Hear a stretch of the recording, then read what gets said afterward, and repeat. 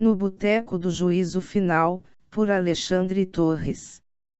O Armazém São Tiago, que fica ali onde passa o trilho do bonde no Morro de Santa Teresa, logo se transformou em um ponto de confluência onde anjos e demônios se encontravam para discutir o andamento da guerra. Afinal, eram os primeiros dias do juízo final e os últimos momentos para se aproveitar cerveja gelada e bolinhos de bacalhau na companhia do adversário. Depois disso, só Deus sabe se teriam outra oportunidade de se encontrar. Se é que ele sabe. Os encontros eram nas noites do meio da semana, quando o movimento de mortais era menor. Obviamente era um ponto de encontro dos anjos e diabretes de baixo escalão. Você não ia encontrar arcanjos e duques do inferno tomando cerveja com petiscos em uma mesa de botequim. Se eles se encontravam para bater papo, era provavelmente em um bar chique em Manhattan, ou em um restaurante parisiense com estrelas Michelin. Naquela terça-feira o boteco estava apinhado destes espíritos.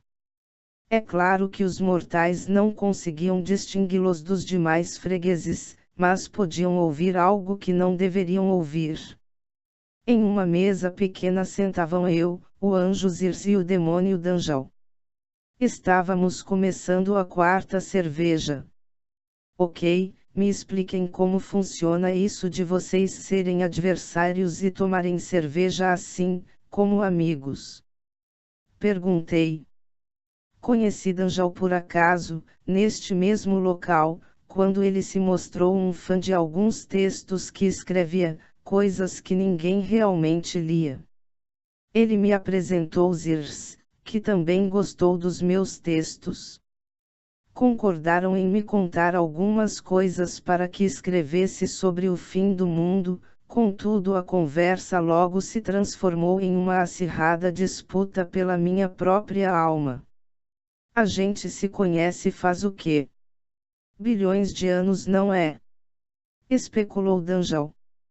Ele era um demônio que chegou a ocupar uma posição importante na revolta contra Deus, contudo, depois que caiu, nunca avançou muito na sociedade dos demônios.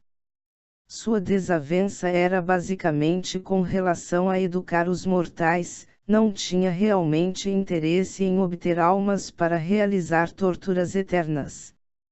A forma humana que assumira parecia com a de um professor, com seus cabelos crespos e tom de pele com traços caboclos, que não era classificável em nenhum povo humano específico. Ou seja, era bem brasileiro. Deus criou o mundo há 7.500 anos, respondeu o anjo.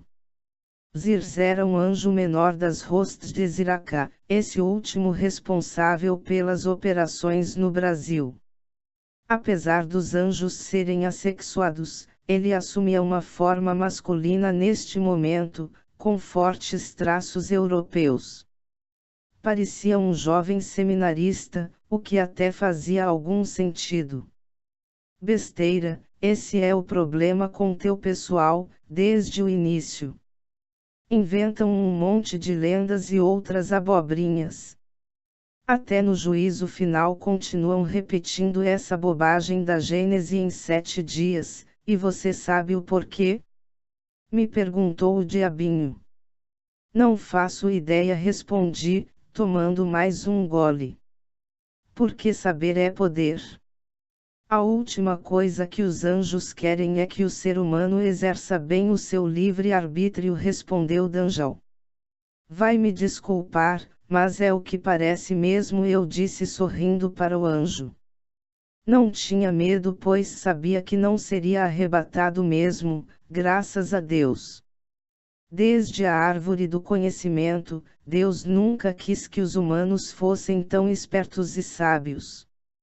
Todo esse conhecimento apenas aumenta o potencial para fazer o mal, revelou o anjo, segurando seu copo com ar de sabedoria. E você tem conversando muito com ele, para saber o que Deus quer? Perguntou o demônio, sorrindo debochadamente. Claro que não, nenhum dos anjos conversa diretamente com Deus. Você deveria saber muito bem disso, respondeu Zirs, secamente. Então, como você sabe que este é seu plano? Perguntou Danjal, triunfante. Enchi os copos e a cerveja acabou. Assinei para o garçom pedindo a quinta, sem tirar os ouvidos da fantástica discussão. Eu apenas sei o que é certo e arro desta maneira. O fato de você ter caído demonstra que agiu deliberadamente contra o desejo divino, mesmo tendo consciência de que estava errado, argumentou o anjo.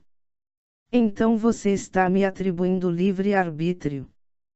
Perguntou o demônio, sarcástico. Claro que não, respondeu o anjo, percebendo o erro de raciocínio. Me explica esse lance de livre-arbítrio. Nós temos e vocês não têm, é isso? Indaguei, enquanto o garçom deixava uma cerveja gelada na mesa. Anjos e demônios não têm livre-arbítrio. Os primeiros agem sempre a favor dos desígnios divinos, enquanto os segundos são os que agem contra, respondeu o anjo, após esvaziar de uma só vez o copo. Mas, antes da queda, os demônios agiam a favor desses desígnios, certo?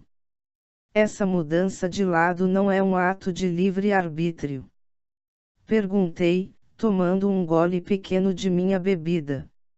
Essa é a questão a se perguntar. Completou o demônio, tomando um largo gole de seu copo e comendo mais um bolinho de bacalhau com carne seca. O destino dos anjos estava traçado na criação, daqueles que seguiriam Deus ou Lúcifer. Eles não tomaram a decisão, foi uma questão de afinidade, respondeu Zirs, com um ar arrogante. Deus nos fez como antagonistas, é o que eu acho. Veja, meu caro, ninguém realmente sabe ao certo o que se passa na mente de Deus. Existem esses dois lados, o bem e o mal. Mas nossa natureza angelical é desprovida de culpa, esses papéis nos foram atribuídos, explicou Danjal, com ar professoral. Já os humanos tomam decisões e por isso têm culpa, deduzi. Mas não estava muito certo disso. Essa é a ideia, disse Danjal, terminado seu copo e enchendo os copos de todos. É por isso que vocês são amigos então. No fundo, não se culpam por sua natureza, continuei no meu papel de psicólogo do diabo. Não diria amigos, respondeu o demônio, olhando de lado para o anjo. Companheiros seria o mais adequado, especulou Zirs. É uma camaradagem de rivais. É como no futebol, somos inimigos ferozes em campo, mas prevalece o fair play, explicou Danjal, com um arroto. Excelente analogia, admitiu o anjo, brindando com o demônio. Vou pedir um sanduíche de mortadela. Alguém mais quer? Sugeriu Danjal. Boa ideia. E mais uma cerveja também, acrescentou o anjo. Então, eu achava que o juízo final teria uma porção de batalhas épicas, mas até agora me parece algo muito calmo, argumentei. É porque está recém no início. Daqui a alguns meses vocês vão ver só, revelou o anjo. Quando Cristo voltar e ressuscitar os mortos, daí ferrou para a humanidade. Quem for temente a Deus vai para o paraíso, quem não for vai ficar por aqui na terra, disse o demônio com uma careta. E quem vai ganhar? Perguntei, maliciosamente. Nós, é claro, está nas profecias que Deus vence, disse Zirs, calmamente. Isso é o que a propaganda angelical diz. Se você for ler no Apocalipse, fica claro que somos nós que venceremos, contestou o demônio. Bobagem! retrucou o anjo, acenando com a mão para baixo em desprezo. Caramba! Exclamei, bem na hora que chegaram os sanduíches e a cerveja para interromper o papo. Calma lá, deixe eu explicar. Depois que o anticristo e a besta arrebentarem geral com o mundo, Cristo vai descer e ressuscitar os mortos. Vai escolher os dignos para viverem no paraíso. Os que ficarem para trás vão viver em um mundo governado pelo diabo. Ora, quem conquistou o território, me diga. Se isso não for uma retirada estratégica, eu não sei mais de nada, argumentou o demônio, com a boca cheia de sanduíche. Claro que a parte de jogar Lúcifer, Anticristo e o falso profeta em um lago de lava, para sempre, não é indicativo de uma derrota para os demônios, apontou o anjo, entre mastigadas. Lago de fogo e lava para o portador da luz.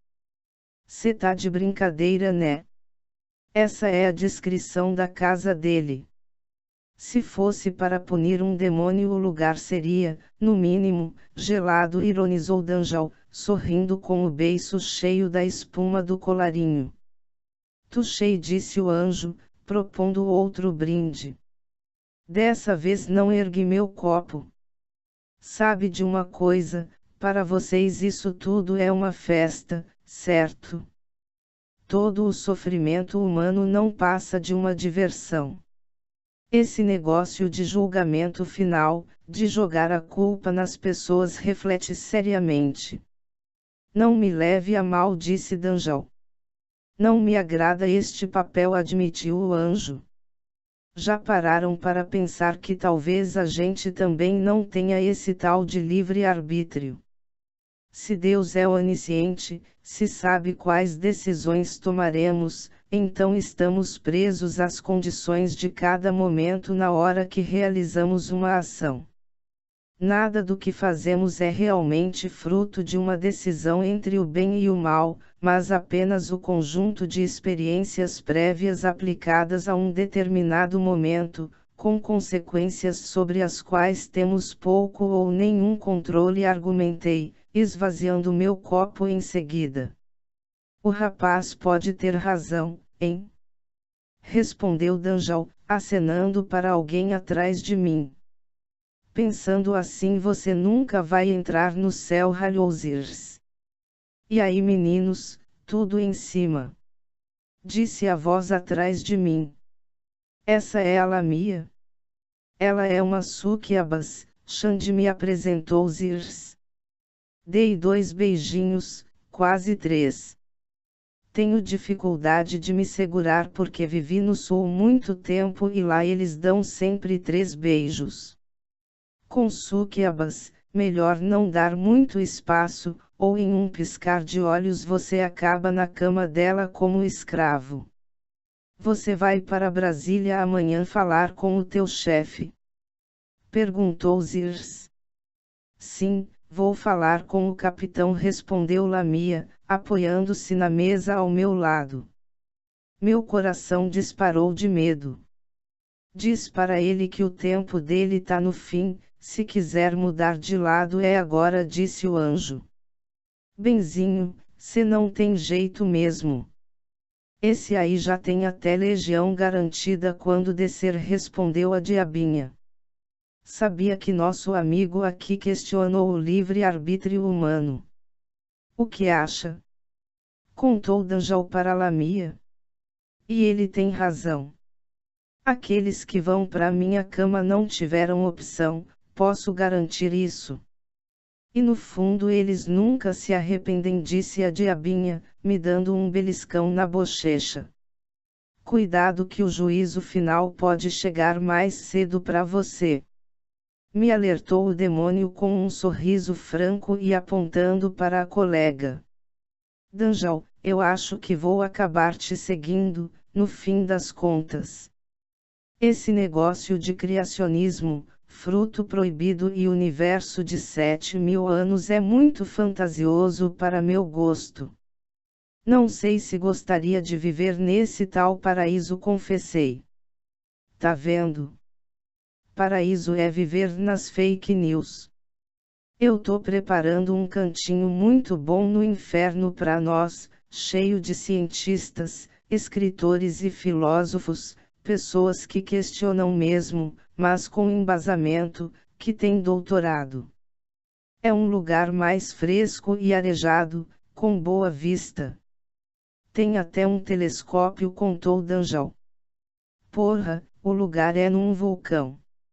Disse o anjo, rindo alto com a boca cheia com o último pedaço de sanduíche. Você se acostuma. Não é muito mais quente que o rio. E o melhor é que os bandidos vão para outro setor, bem mais lotado. Falou o diabo. E não é que era mesmo verdade. No dia seguinte minha casa foi bombardeada e eu morri. Para ser sincero, ninguém que eu conhecia tinha ido pro tal paraíso.